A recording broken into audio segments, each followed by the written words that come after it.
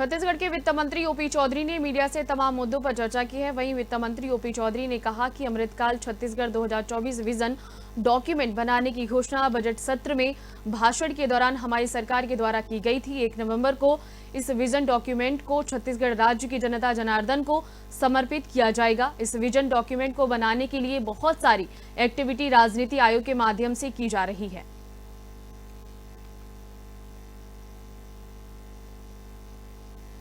अमृतकाल Chhattisgarh vision @2047 ये vision document बनाने की घोषणा बजट सत्र में बजट भाषण के दौरान हमारी सरकार की ओर से मैंने किया था और 1 नवंबर को इस विजन डॉक्यूमेंट को छत्तीसगढ़ राज्य की जनता जनार्दन को समर्पित किया जाएगा। तो ये विजन डॉक्यूमेंट बनाने के लिए बहुत तरह के एक्टिविटी राज्य नीति आयोग के माध्यम से किया जा रहा है। इसमें आदरणीय मुख्यमंत्री जी का, सभी हमारे कैबिनेट का, आदरणीय मुख्य सचिव जी का, सबका हमको मार्गदर्शन तो मिल ही रहा है, लेकिन महत्वपूर्ण है कि अलग अलग भौगोलिक क्षेत्रों में, बस्तर में, सरगुजा में भी हम कंसल्टेशन करें। वहाँ की नीड्स क्या हैं, वहाँ के एस्पिरेशंस क्या हैं, वहाँ के लिए क्या डिफरेंट मॉडल हो सकता है, क्या डिसेंट्रलाइज्ड अप्रोच हो सकता है। बजट में जैसे हमने DDP डिसेंट्रलाइज्ड डेवलपमेंट पॉकेट्स की बात की है, तो अलग अलग तरह के अलग अलग एरिया के सोच को, अलग अलग तरह के लोगों के सोच को, जैसे आज कृषकों से, युवाओं से, नारी शक्ति से, प्रबुद्ध जनों से यहाँ पे कंसल्टेशन किया जा रहा है। इस तरह का कंसल्टेशन बस्तर में, सरगुजा में, अन्य अलग अलग क्षेत्रों में भी किया जाएगा। इसके अलावा अलग अलग तरह के स्टेक होल्डर से पार्टिसिपेटरी अप्रोच में सबकी सहभागिता सुनिश्चित करते हुए एक बेहतर विजन डॉक्यूमेंट बनाने का प्रयास किया जा रहा है,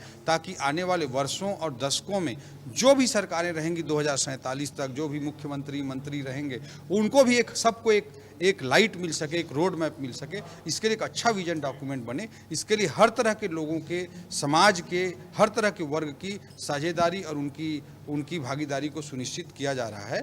ये काम सभी के सलाह से किया जा रहा है और सब लोग, बहुत हर्ष की बात है कि आज छत्तीसगढ़ के अलग अलग क्षेत्रों के ख्याति लब्ध लोग आज की इस वर्कशॉप में सम्मिलित हुए हैं। उनके बहुमूल्य मार्गदर्शन से निश्चित रूप से इस विजन डॉक्यूमेंट को बनाने में मदद मिली।